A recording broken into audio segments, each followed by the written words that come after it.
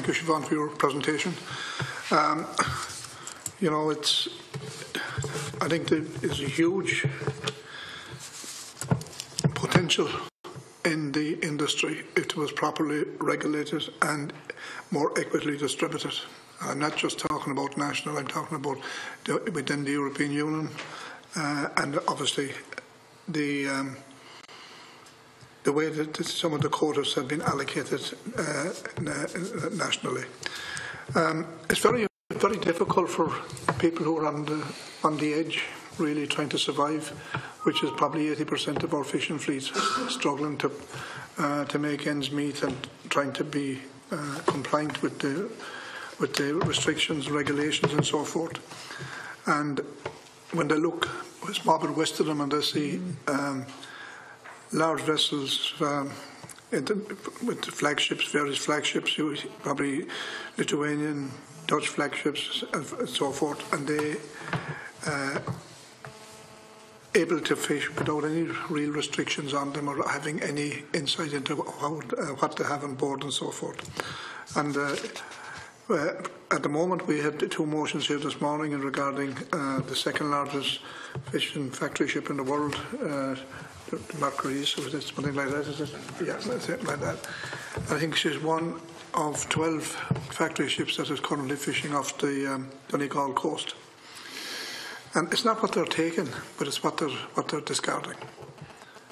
And the information that I have certainly, and I've got it from very, very reliable sources, and actually stood up by a Dutch TV station who did an interview, was on board one of these vessels, that up to 70% of what they are taking is discarded in order to maximise the potential for the prime fish for the market and so forth.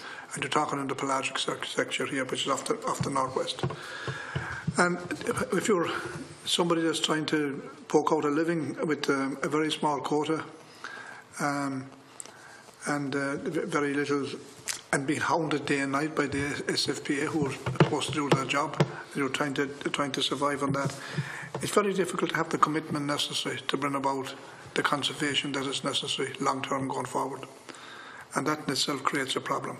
And even if you look at a national quota and how it's distributed, like you made reference here to 58.5% of one vessel controlling a quota allowance in the 6 counties in the north, and I think it's 87% down here in the ownership of 23 vessels, a national quota practically.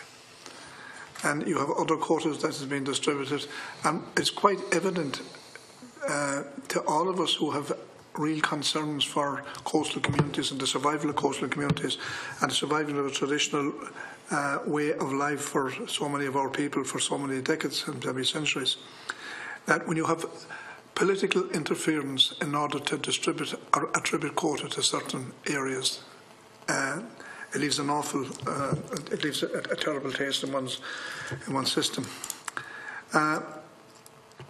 You mentioned there, I think, in the CFP refers to fair access to the fishing resources. CFP should contribute to increased productivity to a fair standard of living for the fishery sector, including small-scale fisheries. Well, that's been totally disregarded, absolutely, both internationally and nationally. It's the big, the powerful that have the political influence and have the support necessary to accumulate massive quotas at the discrimination against the smaller person who is trying to make a living in it. Now, I come from an area, I'm assuming, I think you're familiar with it. I was involved with the setting up of the Tralee Bay Protection and Conservation Association way back in the 80s. And that's we turned into Tralee Bay Oyster Co-op, Oyster Society. And it is probably one of the best managed fisheries that I know of in this country. And the reason it's well managed is because the people that manage it, manage the conservation of it, you have fishing representatives, you have buyer representatives, you have local government representatives, it's an accumulation of representatives. It's not science. They do their own science. It's not science. They do it, and they do it because they're out fishing. They're able to determine what can be taken from the bed and to maintain a sustainable yield for the years for future years. And it's working a treat.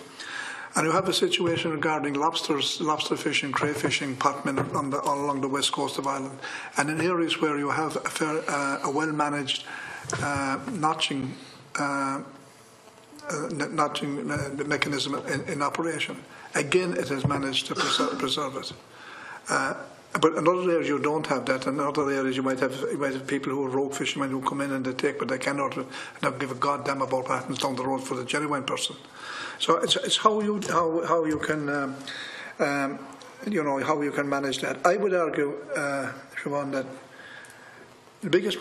one of the biggest problems we face in the depletion of stocks is discard of juvenile fish, discard of food, in order to get the prime fish and get the prime price. And it's driven by greed and driven by people who don't give a goddamn about the next generation, it's only about their own themselves. It's how we must try and figure out a way of doing that. I take exception to some scientific analysis because it's being based precisely, just specifically on science. Right. I think for a real analysis, you have to have people who are at the coalface of the industry, the people who are involved in the fishing sector themselves. And I understand that is taking place now as well in many areas, where you have a coordinated effort by both the people on the front line as well as the scientific analysis. And I think there's an obligation on all of us, as elected representatives and as a society, those as part of a society and a community, fishing community, to ensure that there's survival. But there's a huge onus politically on our government and past governments and maybe successive governments to ensure that we get, as it says here, including a living for small-scale fisheries. And that is in their own, it's in the CAP, it's black and white, it's there, but it's not being implemented. And we have to find some way of ensuring that our minister, when he goes out there, does everything in his power, or takes a mandate from us here and from our people in this country here to prosecute that part of it. Fair distribution. Not 23 boats owning 87% of a quota. That is wrong. It was wrong the day set up. It is still wrong, and it's not getting better. It will stay in the same way. And then you and I think if you create a level playing field and the equal opportunity for people who are trying to survive, and my concern is with the 80% of the small boats on the white fishery and in shore fishing, that they have to survive because every cent they have is going into their own economy. Factory ships that are taking hundreds of thousands of tons out of our waters, there's not one cent coming into our economy. Nothing. So we have to find a way of doing that. And if you have to have less catches, better conservation methods in order to increase the yield going forward, I have no problem with that. But you have to create the will there, and the will cannot be there when you're competing in an unequal distribution of resources, and that is the main problem as I see it. Thank you.